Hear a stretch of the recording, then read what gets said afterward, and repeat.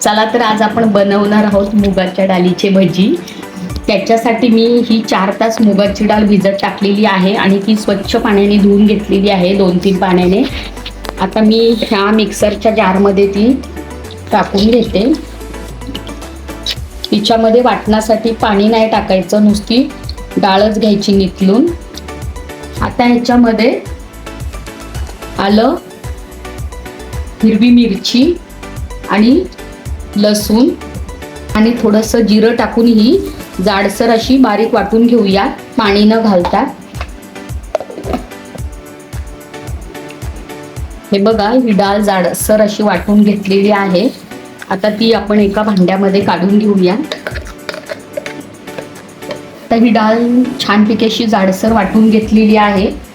त्याच्यामध्ये मी थोडासा ओवा टाकते, थोडीशी हळद, बारीक चिरलेली मिरची, त्याच्यानंतर हा बारीक चिरलेला असा कांदा, लाल मसाला,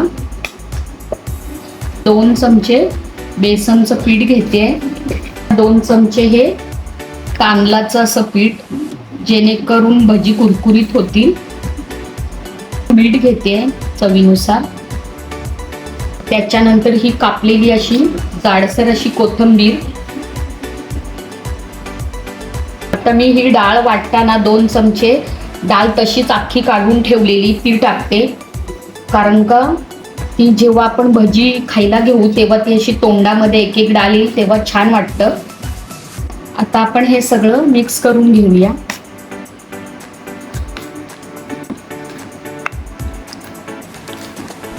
आपण ह्याच्यामध्ये अजिबात पाण्याचा वापर केलेला नाही, कारण का कांद्याला पण पाणी सुटतो।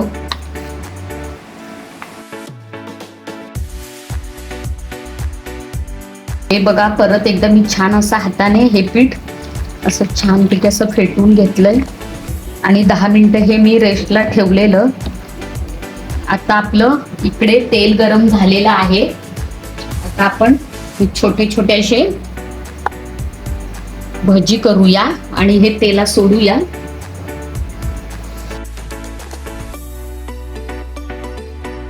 पहिल्यांदा आपण तेल छानपैकी असं गरम करून घेतलेलं होतं। त्याच्यानंतर गॅसची आच थोडीशी मीडियम ठेवायची, नाहीतर भजी वरून पटकन लाल होतील आणि आतमध्ये तसेच कच्चे राहतील।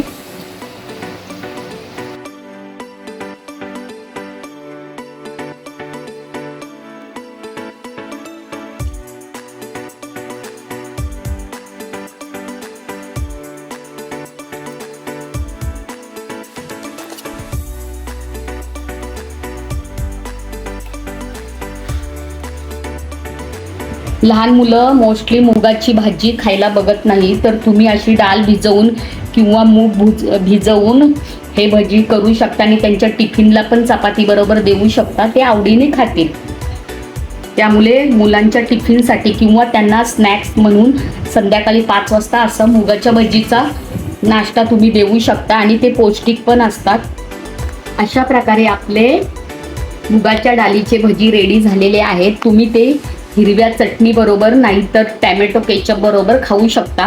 क्रंची पण झालेले आहेत, आपण त्याच्यात थोडंसं तांदळाचं पिठाचं यूज केलेलं आहे, त्यामुळे मस्त छानच झालेले आहेत।